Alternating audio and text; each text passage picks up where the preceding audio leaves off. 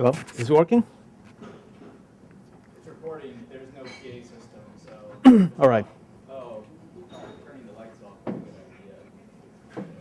a good idea. Well, thank you very much for having us. We are really excited to be here.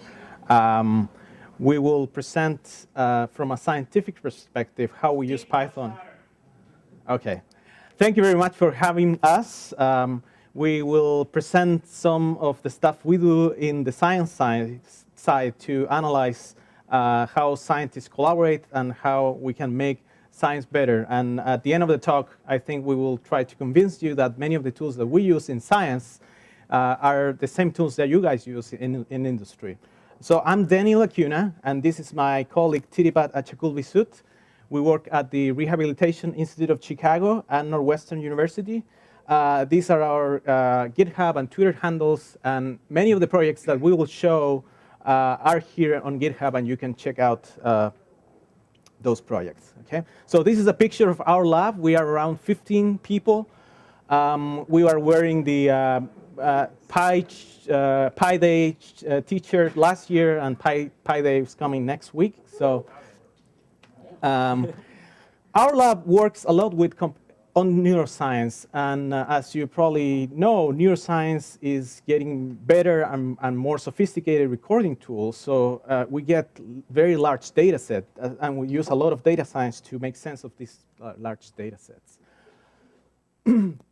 Okay, so we are presenting this from a scientific perspective on purpose, because many times in science and in industry and also students, there are many biases or let's say, many prejudgment about this other group. So how many, let's say, how many students are in this room? Okay, a couple of students? How?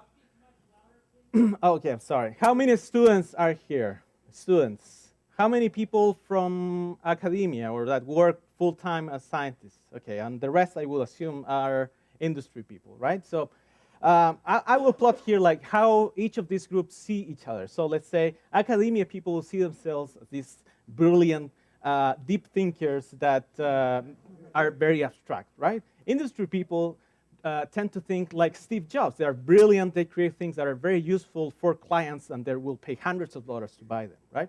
The students think of themselves as always struggling to get their homework and just advance it on their careers, right? But we can also see how the academia people see the rest of the groups. So for example, there is this tendency to think of industry people as just being this rich, and also to think about students as just being drunk all the time.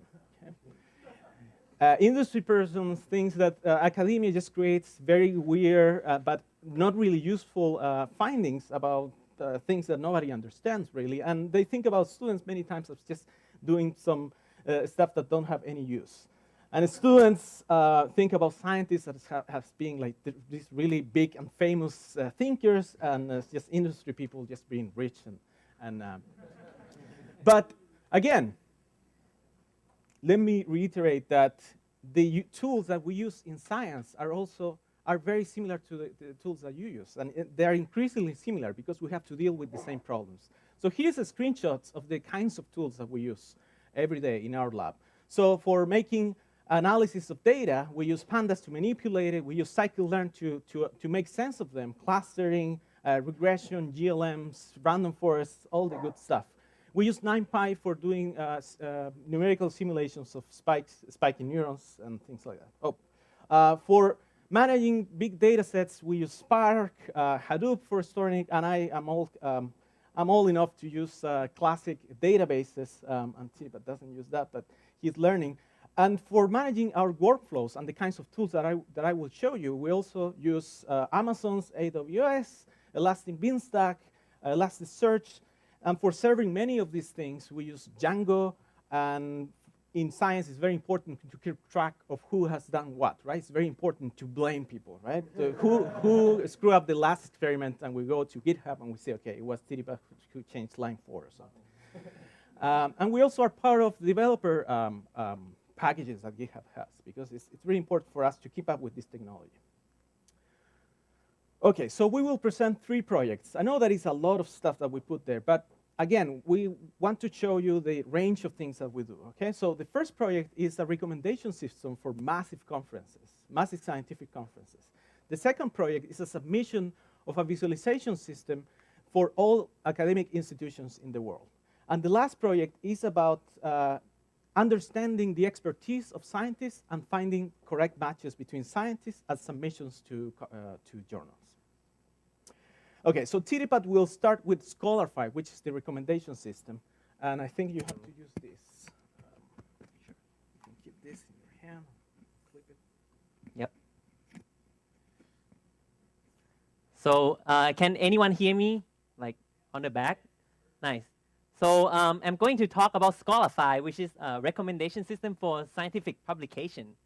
So let me start first, why we are doing this, right? So last year I went to the conference called Society for Neuroscience Conference. It's a big conference which has around 15,000 presenters coming to Chicago actually. We have total attendees like around 30 to 40,000 attendees. And so it looks like on the left, these are the conference. The actual conference spreads across 5 days. So it's a massive poster that I have to go to. So basically, as a grad student, right, so I have to search for research that I'm interested in.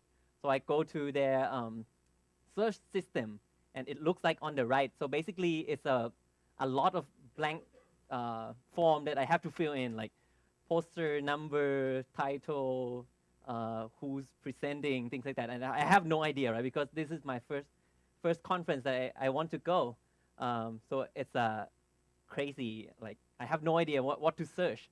And then I want to see just few people presenting, right? So I do some rough calculation.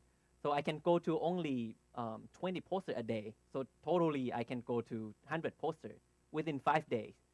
But they have 15,000 posters that are presenting. So it's like, what should I do? So we just create the app called Scholarside. It's hard to see here, but basically Daniel will show now.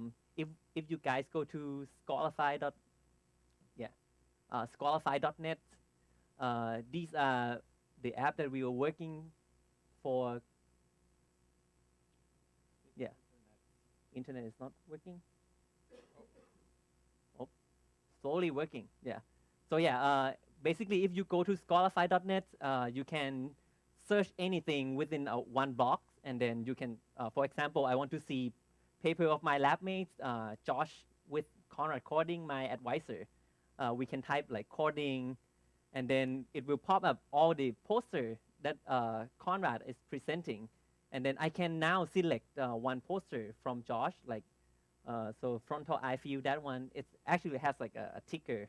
So you can click yes. And then as soon as you click yes, it will pop up the recommendation tab up there. So you can click recommendation,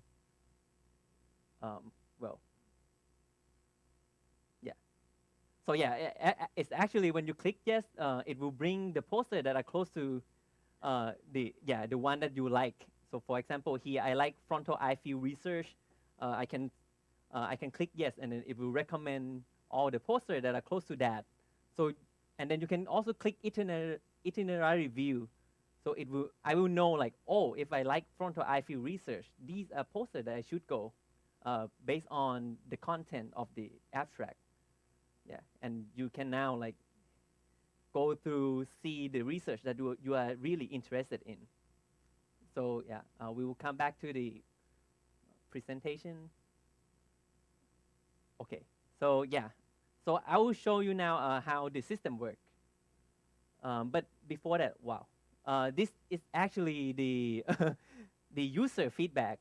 So here is Chicago actually. So a lot of people are using the app from Chicago, like thousands of people are using, and then also from around the world, like Europe and Asia also. So I have like Twitter that we like the most. He just joined Twitter to thanks the app. So yeah, So yeah, basically this is how the system works. We take all the abstract from the conference. So basically we have 15,000 abstract. we transform that abstract into some matrix, back of word matrix. So now each row will be abstract, the same thing, but each column will be just dictionary of words, and like both unigram and bigram. We weight some word that pop up multiple times lower. So for example, neuroscience probably pop up in multiple documents. We weight them lower. So we don't care about that word. And then we do some dimension reduction. In this case, we use latent semantic analysis. So we reduce dimension of each poster. So each poster now will be just NumPy array of, let's say, 400 numbers. And yeah, we use nearest neighbor to suggest posters that are close to that later. Well, it's actually I put my code on. So yeah, we don't actually do just a conference. We scale it up to the whole PubMed publication. So the PubMed is papers that are related to biomedical field. We have around 14 million 14 million abstract on PubMed, and we are doing the same process with that data.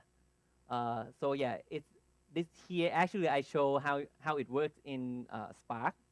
So you basically can have like a data frame of abstract, right? Which has 14 million abstract, and then you can list it. In PiSpark, you can, what we use is PiSpark. So you can basically take that list into a resilient distributed data set, or RDD, which like is only one line. Like you can say parallelize that list, and then you can map any function to that. So for example, I map some pre-processed function to all my abstract, right? So you can say, oh, I map some pre-processed function, and then later on, when I pre-process all my text, I can transform it into TF-IDF matrix and also reduce dimension using scikit-learn. So yeah, using PiSpark, if suppose you use it in IPython notebook with port 8888, right? You can go to port 4040 in PiSpark. It will show you like how much tag you finish. For example, I finished my tag 1,000 from 100,000 that I parallelized my list, right? It might take like 5 minutes. So you can forecast that you will finish your tag within 50 minutes, for example. And the good thing of PiSpark is also you have like the description of your tags. So you basically can click to the tags. Suppose it's failed, you can go through that and then see like where it fails and when it fails. So that's one that I like about PiSpark. And here I use pre-processing on 32 cores computer. So you can see when you parallelize your list and then you do some pre-processing, PiSpark do it for you. It arrange all your small slices into like all the cores, and then it pre-process. So here I just show top of like the processor working on all the pre-processed function for you. So yeah, so after we get all the vector from the abstract, right, from like 14 million, this is a cartoonish to explain how we do suggestion algorithm. So suppose we have all the poster dot right here, and user like one poster. So for example, they like this document, and they dislike this document. We compute the preference vector from them.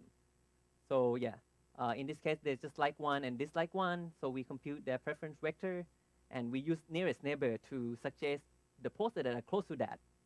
So it will be this poster definitely, and then poster around. They can also like multiple poster or multiple documents. In this case, they like 3 poster and dislike 1. You will have the total preference vector around here. Basically, we average these 3, and we move away from dislike. Right? It will be somewhere around here. And then we do, again, nearest neighbor to suggest all the posters that are close to that. So actually, the algorithm and some pre-processing is available in my GitHub right here. And Daniel will talk about how we scale nearest neighbor up to 14 million abstract, and yeah, how it works. Right. Right. Thank you, TDPAT. So when we scale this to 50 million documents, the problem was that the nearest neighbor algorithm, the essential part of the recommendation system, took 15 seconds. Okay, so you can imagine like users waiting 15 seconds to get a list of recommendations was not useful.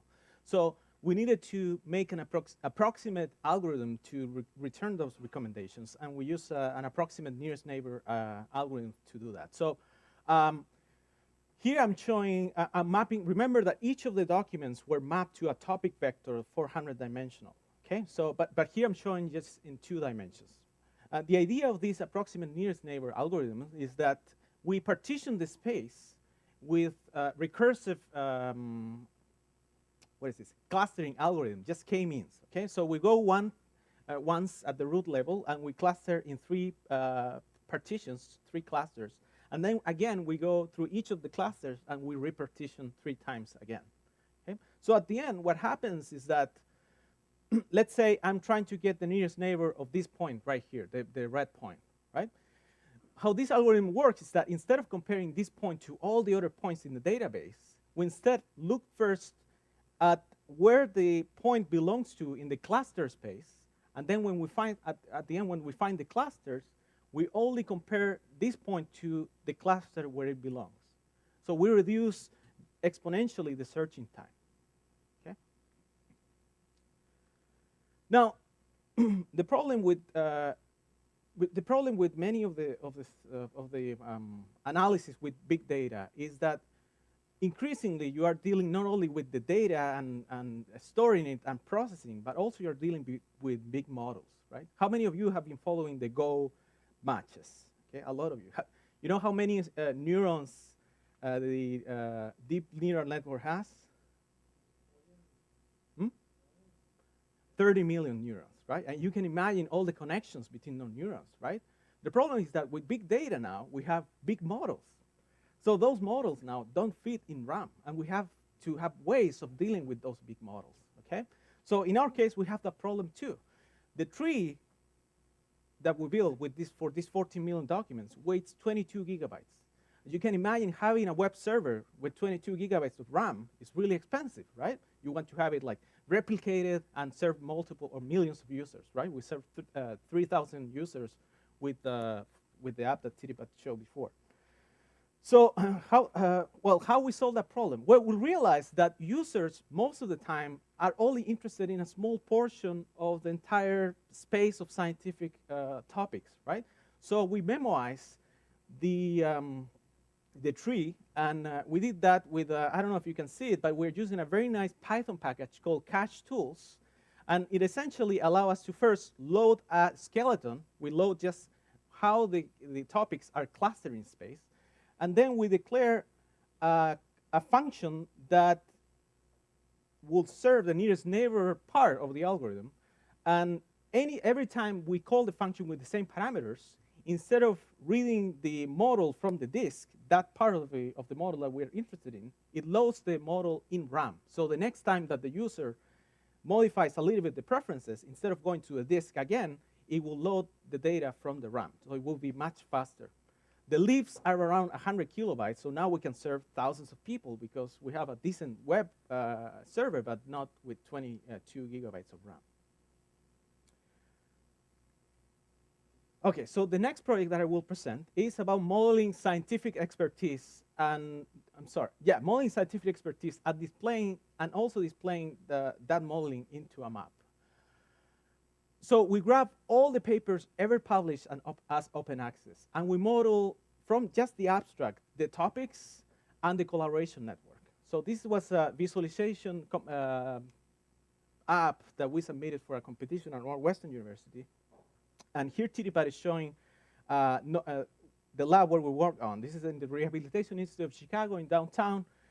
From just the abstract, we do a topic modeling. We are displaying the kinds of topic that this institution works on, the collaboration network, And we can see from the collaboration network that one of the most important collaborators is Northwestern University. So we can go to that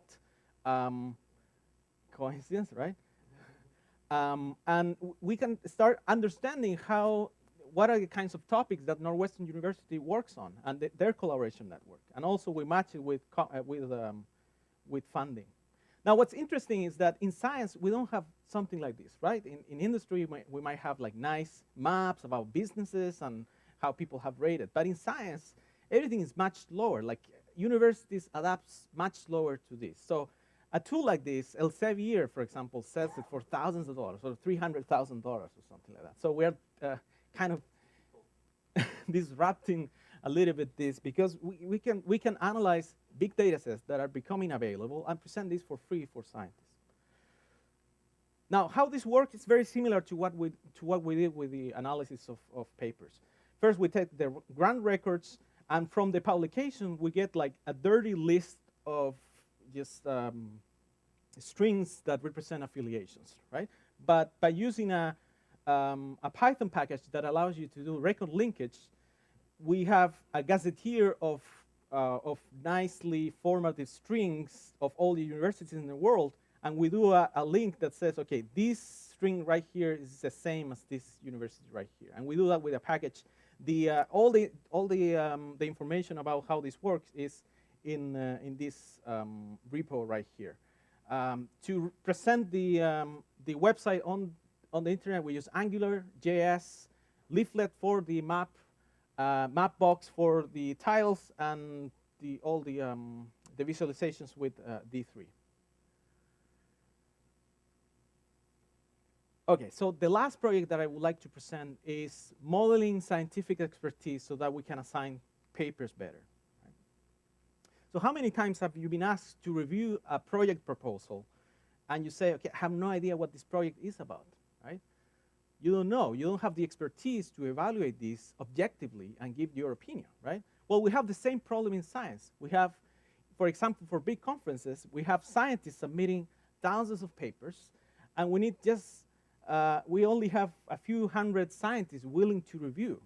But we have to understand the expertise or the topics that each of these papers have and match them to the expertise of the reviewers. And that takes a long time. There are like very big biases that nobody's talking about that, for example, discriminate against minorities and women in the scientific process. And with this tool, we're hoping to remove those biases, make it faster and more accurate. And it works, again, the same way. We're just using unsupervised modeling of the topics by just analyzing the abstracts. So for example, we take the abstract containing each of the papers, we take the abstracts of sample papers from the reviewers, and we model the topics of the papers, we model the topics of the reviewers, and we are able to build an affinity matrix that is just a distance. It could be a Euclidean distance or cosine distance between the paper's topic distribution and reviewers' topic distribution. And then you can transform this into a linear programming formulation. Very easy, very fast. And we can solve this and find an assignment, global assignment for the conference so that we minimize the distance between reviewers and papers. This is how, now we will show it actually. So we put, again, this online. NIH, anybody knows NIH? Well, probably nobody here, but it's like the National Institute of Health, right? And they have this problem all the time. They sometimes have companies going through CVs and trying to understand what is the expertise of reviewers, but with this, we're getting them out of their job. So with this tool, you can upload the abstracts of the papers, the list of reviewers and their abstract, and it will automatically model the topics and make the assignments. So Tiribas showed it already, but essentially, he uploaded this information, and on the back is running linear programming. Now, all of this is Python, okay? Well, except one part that I'm not showing, and probably you will hate me, but I'll see that later. But okay, so the architecture is like this. We have the web browser that is talking to Django, but the task, many times, he uploaded like a very easy task. It was like 10 people, so it's a very small problem. But for big conferences, we have thousands of people, thousands of papers. So we are using Celery to manage tasks because this task may take a long time. And then Celery runs these tasks on, well, now we're running on one computer, but we can scale it and have a cluster of computing, serving this, solving this problem. And then for the linear programming part, it's all a very nice, it's all based on a very nice Google, this is like supposed to be a Google logo. I don't know if you can see it, but Google has a very nice and very fast linear programming library for Python, and it's just super quick, super nice. It's called OR Tools, Operations Research Tools. Now, there is another part of the system that is for scoring. So after you get the scores of the reviewers, there are a lot of reviewers that are assholes, right? They are consistently very asshole with all the papers. So we want to correct for that. And also there are reviewers that are always happy and giving 10s to it. Everybody's like happy and let's give a 10 to all the submissions. So we want to correct for that. And we have a Bayesian algorithm that does that correction. And we are using, and here, I don't know, how many people here hate R? Oh, okay. I'm sorry, but I'm using R. There is this very nice Python package that also allows you to connect very smoothly with R. And R has many packages for doing these kinds, for solving these kinds of scoring problems with Bayesian statistics. So we are making that connection and returning and actually doing some visualizations. And I'm not showing that just for the sake of time. Well, that's our presentation. We would like to thank first our PI in our lab. He's a very driven and very he likes to explore all kinds of things. And now we are doing something that is very strange in science. We are using data science to analyze science itself. And many scientists don't like that much because they like to think that they are like these very deep thinkers that don't need computers. But as you can see, that's changing. We would like to thank also some institutions, Northwestern University, Rehabilitation Institute of Chicago, the University of Chicago, and Amazon and Microsoft Azure, who has given us many grants to put these tools online. And just to finish up, I would like to say again that in science and in industry, we use a lot of the same tools. And in science, increasingly, we need to deal with big data sets and increasingly with big models. So there is a lot, I think, of collaboration potential. So thank you very much, and we will be glad to take any questions. Okay,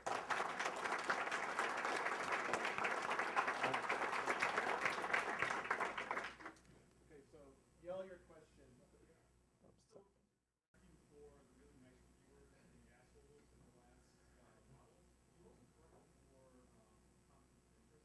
Yes. Yeah. So there is a tab where people can say, well, first they can upload conflict of interest that are not apparent in the co-authorship network. I mean, I don't want to review a paper from TDPAD, of course, but we are also allowed to upload people that you might collaborated before. Yeah. There was a question there, sorry. 14 million XML files, I believe. Can you tell us about that? So repeat the question. Oh, okay. So the first question was about whether the system corrects for conflict of interest, and the answer was yes. And the second question is about the 14 million, how we got that data set that is very rich. Well, we actually have a collaboration with the University of Chicago, and they have some nice deals. I didn't. We did scrape, though, the open access data set, but it's 800,000. So we have some data set from University of Chicago, and we scraped the newer one from open access, and we merged them, and we put it in data frame. Incremental update process where, say, new articles come in between how many decades you went back and this year. Of course, we have that amazing setup. No, we don't have that. We would like to get to that, right? Like we have like 1 million papers, I think, per year, and updating them all takes some time. So we would like to make these incremental updates, and that's the next step of our app. Yeah. So, oh. Can you go more into how your the R and Python system looks like this? The R system return like a array or something like that? Yeah. So the question is about how R and Python are integrated. So we are. It seems to me that R is launching R server. Sorry, that Python is launching an R engine, and it has a very nice integration. So actually, you can, let's say, creating. I don't know if you're familiar with R, but they have this concept of data frames, and it will transparently You can have a variable in Python, which is, what is this, in pandas? Data frame. It's data frame too, okay. They stole it. They stole the idea. Okay, so you have a data frame in Python, and transparently we'll put it in R, and you can interact very well. There was a question on the back.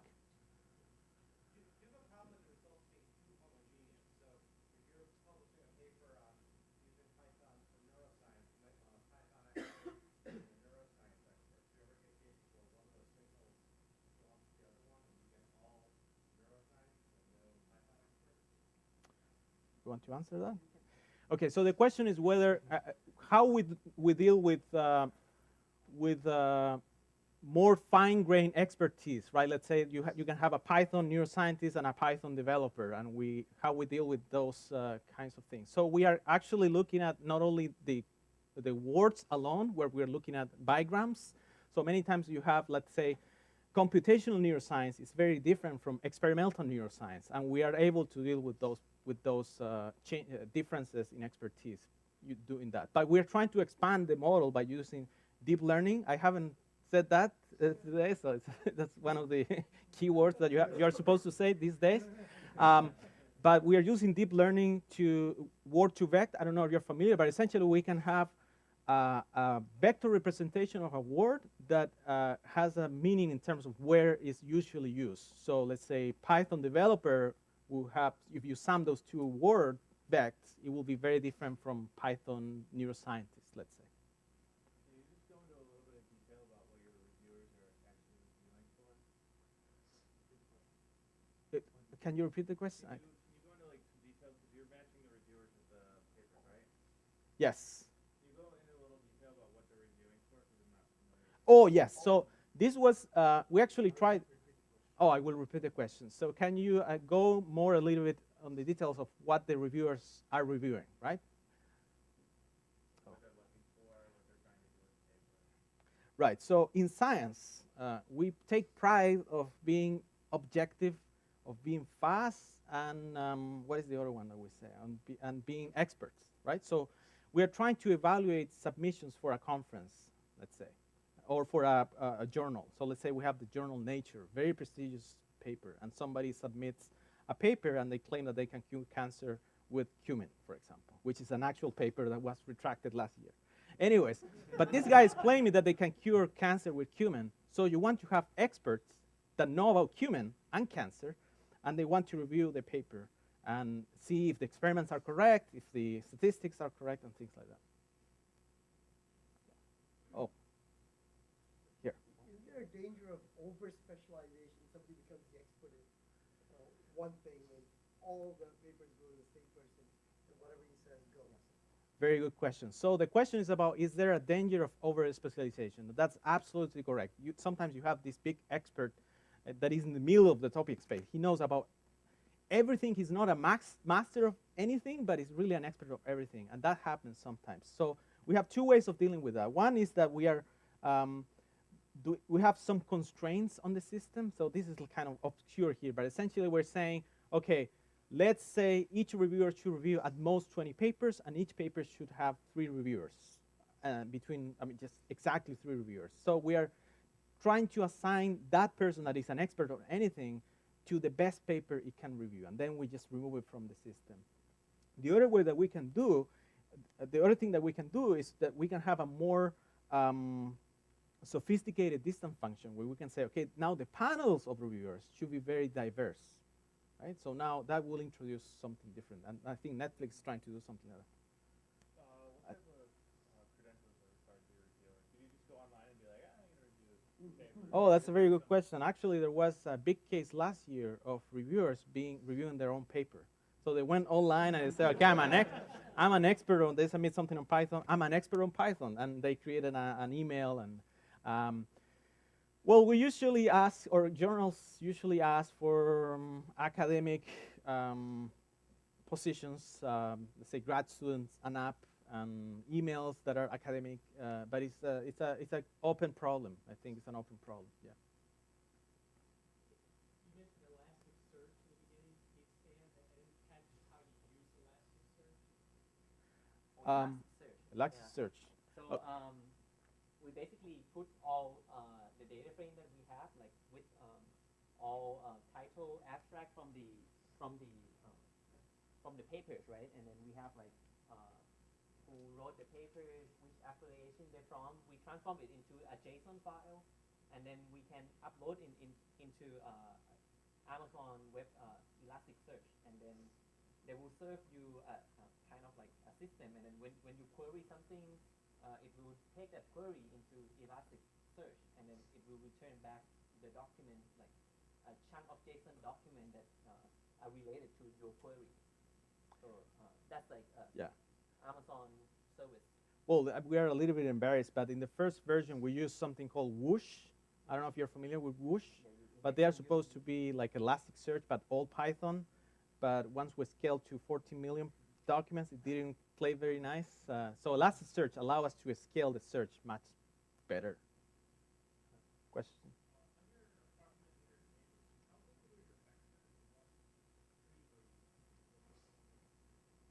So yeah, on the Right. Yeah, so the vector, I don't know the size of the vector. So the question was, for the approximate nearest neighbor, what was the size of the vectors and the tree? What was the tree partition that we used? So the size of the vector is 400 dimensions, and then we divide it into, so we have like 14 million abstract, right? And then we use k-mean to divide all the, like k-mean clustering to divide abstract into like some space first, and then we divide that into like more fine grain, and then we, yeah, when you do nearest neighbor, it will go through like each leaf, like or each search, and then you do nearest neighbor. Yeah. So we divide like 10. So 10, 10, 10. What's that? Oh, Oh, yeah, so the question is the bold tree or the KD tree, and the answer is it's much simpler than that. It's just a hierarchical k-means partitioning, and yet we are not doing any fancy backpropagation. So KD trees, for those that don't know, doesn't work very well for high dimensions, but hierarchical k-means works really well. But the problem is that the approximation is not good, so we have to make like parallel trees, and I didn't talk about that, but we have multiple trees. Yeah, I have two questions for the map of science. Can we now go and search, for example, stem cell kind of research in which centers have bigger collaboration? And that's very simple and pragmatic. And for reviewers, did you look back at real life, like for example, NIH, do you have any access to real kind of data on reviewers on papers or on any journal and see how your model works?